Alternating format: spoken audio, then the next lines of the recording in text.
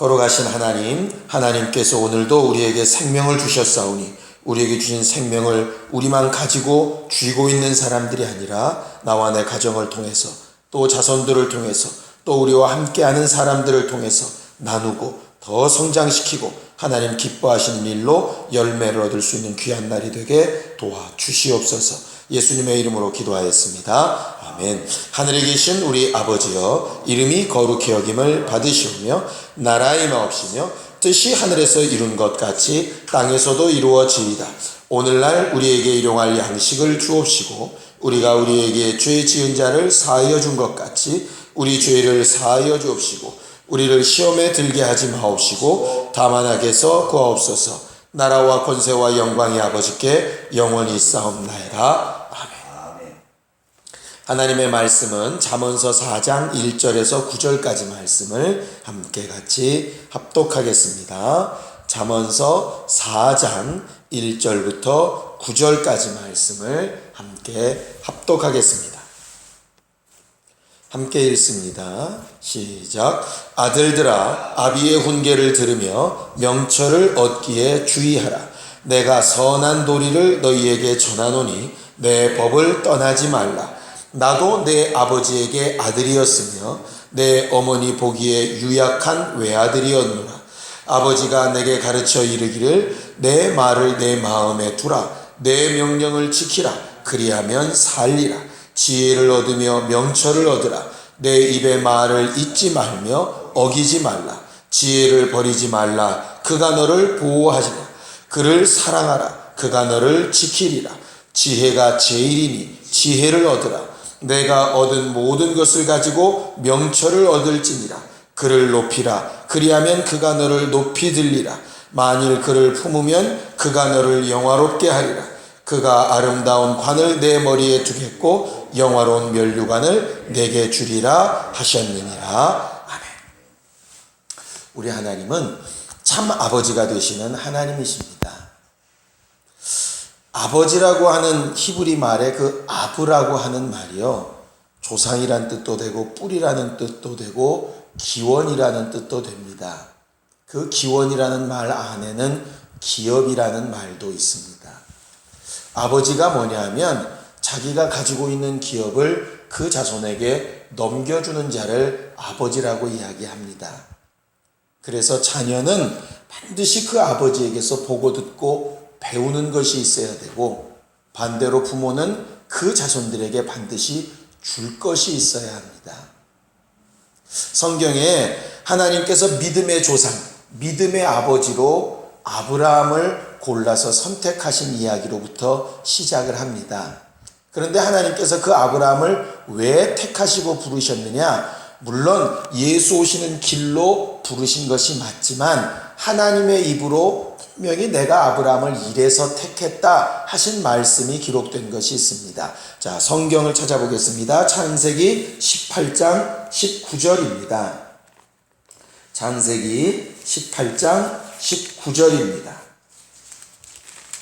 함께 읽겠습니다. 창세기 18장 19절 시작. 내가 그로 그 자식과 권속에게 명하여 여호와의 도를 지켜 의와 공도를 행하게 하려고 그를 택하였나니 이는 나 여호와가 아브라함에게 대하여 말한 일을 이루려 함이니라 그랬습니다.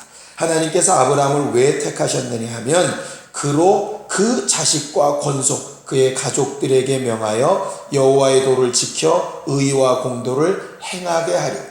다시 말하면 아브라함에게 하나님의 의와 공도를 가르치셔서 행하게 하심으로 그의 자손들과 그의 가족들이 다 똑같이 아브라함처럼 되게 하시려고 이렇게 되어져 있습니다. 아브라함은 분명히 하나님을 만난 사람이었죠. 그런데 그의 후손과 그의 가족들을 어떻게 하나님을 알게 하고 만나게 하기를 원하셨느냐 하면 그 아브라함을 통해서 만나게 하셨다, 그렇게 되어져 있습니다. 그래서 우리에게 성령을 주셨을 때에도 우리를 그냥 단순히 하나님의 자녀라 부르신 것이 아니라 상속자를 삼으시기 위해서 자녀 삼으시고 성령을 부어주셨다라고 로마서 8장 16절 17절에 그렇게 말하고 있는 것입니다.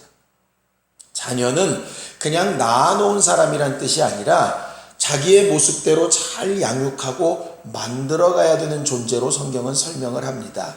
우리가 성회 중에도 우리가 예수의 참 제자가 되어야 되는 이유는 참 제자가 되어야 비로소 또 다른 제자를 만들 수 있는 스승이 되기 때문이라고 배운 것처럼, 우리가 왜 부모가 됐냐 하면 제대로 된 부모를 또 만들어내기 위해서 부모된 것이라 성경은 이렇게 말하는 것이죠. 결국 제대로 하나님을 아는 부모가 제대로 하나님을 아는 자손을 만들 수 있는 것이고, 그런 자손이 또 다른 부모가 될 수 있는 자격이 된다 하는 것입니다. 그래서 성경은 하나님께서 부모들에게 자손들을 이렇게 가르치라고 말을 합니다. 자, 에베소서 6장 4절을 함께 같이 읽겠습니다. 에베소서 6장 4절입니다. 함께 읽습니다. 에베소서 6장 4절입니다. 함께 읽습니다. 시작. 또 아비들아, 너희 자녀를 노엽게 하지 말고 오직 주의 교훈과 훈계로 양육하라, 이렇게 되어 있습니다. 거기 너희 자녀를 노엽게 하지 말라 하는 말은 야단치지 말라는 뜻은 결코 아닙니다. 아까 잠언서 4장 1절에도 내 아버지의 훈계, 교훈, 이거는 야단침, 꾸짖음 이런 것이 포함되어져 있거든요. 징계까지도 포함하는 겁니다. 거기 노엽게 하지 말라는 얘기는 감정적으로 대하지 말라, 분명한 법을 가지고 가르쳐라, 이렇게 하는 말입니다. 그리고 주의 교훈과 훈계라는 것은 예수께서 그의 제자들과 함께 있게 하시고 또 그들을 삶으로 가르쳐 보이셨듯이 너희 자손들에게 그렇게 삶으로 보여 가르쳐야 한다 하는 것을 말하고 있는 것입니다. 그리고 그렇게 삶으로 가르쳐 보여야 될 궁극적인 상속시켜야 될 내용이 뭐냐 하면 마태복음 25장에 양과 염소를 가를 때에 34절에 정말 하나님의 뜻에 합한 자들에게 대하여 너희는 예비된 하나님의 나라를 상속하라, 이렇게 말씀하신 것처럼 하나님의 나라까지 상속해야 될 그 책임과 의무가 부모들에게 있게 되는 것이라, 이 말이죠. 오늘 성경 본문은 자손들에게 솔로몬이 내 교훈을 이렇게 잘 따라와라, 그 교훈을 따르는 지혜가 제일이다, 이렇게 말하고 있는데 그 이유가 어디에 있느냐 하면 나도 자녀 되었을 때 내 아버지에게서 가르침을 받은 대로 살았더니 제대로 잘 살게 되었더라, 그 고백을 하고 있는 것입니다. 4절에 있는 것처럼 아버지가 내게 가르쳐 이르기를 내 말을 내 마음에 두라 하신 대로 내가 살았더니 잘 된 것처럼 이 지혜가 제일이다, 이렇게 말하고 있는 것입니다. 뒤집어서 말하면 부모된 우리는 자손들이 정말 우리의 가르침과 우리의 삶이 제일이라고 여길 만큼 그렇게 살아야 된다는 그 말이겠죠. 실제로 보면 다윗이 그렇게 솔로몬의 존경을 받을 만한 사람이었는가 하면 그건 또 아닌 것 같습니다. 우리가 잘 알고 있는 것처럼 솔로몬의 태생 자체가 별로 그렇게 아름다운 모습이 아니지 않습니까? 솔로몬과 밧세바의 실수와 잘못과 죄의 결과로 나온 것이 결국 솔로몬이었거든요. 그럼에도 불구하고 어떻게 하면 솔로몬은 이렇게 자기 아버지를 그렇게 인정할 수 있었을까? 성경에 분명히 그 내용이 나와 있습니다. 자, 열왕기상 3장 6절에서 10절입니다. 열왕기상 3장 6절에서 10절입니다. 함께 읽겠습니다. 열왕기상 3장 6절에서 10절입니다. 시작. 솔로몬이 이르되 주의 종 내 아버지 다윗이 성실과 공의와 정직한 마음으로 주와 함께 주 앞에서 행함으로 주께서 그에게 큰 은혜를 베푸셨고 주께서 또 그를 위하여 이 큰 은혜를 항상 주사 오늘과 같이 그의 자리에 앉을 아들을 그에게 주셨나이다. 나의 하나님 여호와여, 주께서 종으로 종의 아버지 다윗을 대신하여 왕이 되게 하셨사오나 종은 작은 아이라 출입할 줄을 알지 못하고 주께서 택하신 백성 가운데 있나이다. 그들은 큰 백성이라 수요가 많아서 셀 수도 없고 기록할 수도 없사오니 누가 주의 임하는 백성을 재판할 수 있사오리까? 듣는 마음을 종에게 주사 주의 백성을 재판하여 선악을 분별하게 하옵소서. 솔로몬이 이것을 구하매 그 말씀이 주의 마음에 들었다 그랬습니다. 우리가 잘 아는 대로 하나님께서 솔로몬에게 내가 네게 뭐 줄까? 이렇게 물었을 때 솔로몬이 한 대답입니다. 그때 뭐라고 얘기를 하느냐? 우리 아버지 다윗이 성실과 공의와 정직한 마음으로 하나님과 함께 했던 것을 내가 압니다. 이렇게 말을 한다.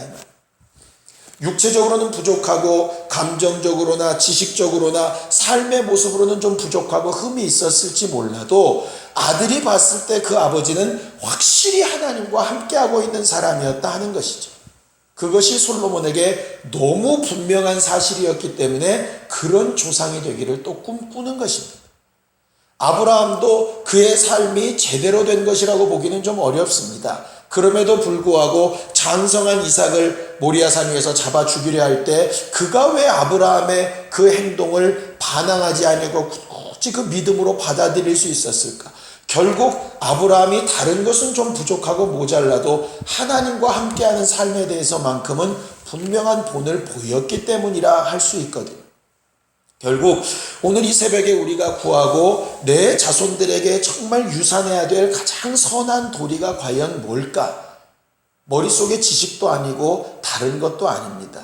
세상 사람들은 물질을 유산하고 기업을 유산하고 지식을 유산하는 것이 가장 좋다고 얘기하지만 성경은 분명히 말하고 있는 것이 다윗처럼 아브라함처럼 하나님을 제대로 공개하고 제대로 섬기고 제대로 하나님 앞에 인정받은 모습, 그 삶의 모습을 보여주는 것 이외에 다른 지혜가 없다 이렇게 말한다. 그 지혜를 보여주는 데는 어떠한 것도 대신할 것이 없기 때문에 7절에 말한 대로 지혜가 제일이다. 지혜를 얻으라. 내가 얻은 모든 것을 가지고 명철을 얻으라. 네 모든 것을 다 포기하고서라도 그것만큼은 잊어버리지 말라고 그렇게 가르치는 겁니다. 반대로는 또 어떻게 하면 되지 않느냐? 실패한 두 사람, 엘리 제사장이나 사무엘처럼 하면 안 된다 하는 것이죠. 가만히 보면 엘리나 사무엘은 나름대로 하나님과 함께하는 삶은 잘 살았던 사람들이었습니다. 그런데 왜 그 자손들은 다 그렇게 엉망이었을까? 자손들이 잘못 삐뚤어져 나가고 하나님 앞에서 어긋나져 나갔을 때 제대로 징계하지 못하고 징치하지 못한 잘못이 있었던 것이죠. 그러니까 부모가 두 가지 해야 되는 것입니다. 하나는 제대로 하나님 앞에서 사는 삶을 보여야 되는 것이 제대로 된 부모고, 또 자식이 하나님 앞에서 잘못 어긋났을 때는 아무리 사랑하고 귀한 자식이라도 분명히 그것을 고쳐줄 수 있을 만큼 담대함이 있고 단호함이 있는 부모여야 한다 하는 것이죠. 이것이 우리가 새벽에 구해야 될 가장 큰 지혜, 제일 큰 지혜, 우리가 어떠한 것을 다 희생하고서라도 반드시 주어야 될 그 지혜인 것 같습니다. 우리가 참 제자가 되어서 또 다른 제자를 삼기를 사모하는 것처럼, 이것을 주께서 기뻐하시는 것처럼 우리가 참 부모로서 또 참 부모를 만들어내는 그런 신앙생활 잘 감당하는 우리 모두가 되어서 행복한 교회가 꿈꾸는 꿈과 같이 우리 자신도 행복하지만 가정도 정말 행복하고 내 자손이 앞으로 이룰 그 가정도 행복하게 만드는 신령한 우리 모두가 다 되기를 예수님의 이름으로 축원합니다. 이 시간 같이 기도할 때 정말 삶의 본이 되어지는 부모가 될 수 있도록, 또 자손들의 삶을 하나님의 법으로 그들을 노여하게 만드는 것이 아니라 하나님의 법과 주의 교훈과 훈계로 잘 가르쳐 어떠한 것도 아깝지 아니하고 다 투자해서라도 그들을 하나님 앞에 성실한 일꾼들 만드는 조상들이 될 수 있도록 예수여 두 번 부르고 간절히 같이 기도하겠습니다. 예수여, 예수여.